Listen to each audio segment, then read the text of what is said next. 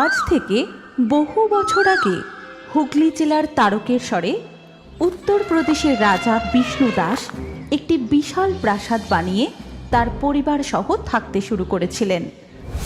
রাজা বিষ্ণু দাসের একটি প্রিয় গরু ছিল, তার নাম ছিল কপিলা। রাজা বিষ্ণু দাসের ভাই ভারমল রাও কপিলাকে নিয়ে রোজ জঙ্গলের মধ্যে গোচারণে যেতেন, কিন্তু প্রতিদিনই কপিলা হঠাৎ দৌড়ে জঙ্গলের ভিতরে কোথাও যেন একটা চলে যেত। এমন ঘটনা প্রতিদিনই ঘটতে থাকে। এমনই একদিন ভারমল রাও কপিলার পিছু নেয়। এই কপিলা, কোথায় যাচ্ছিস? দাঁড়া দাঁড়া বলছি।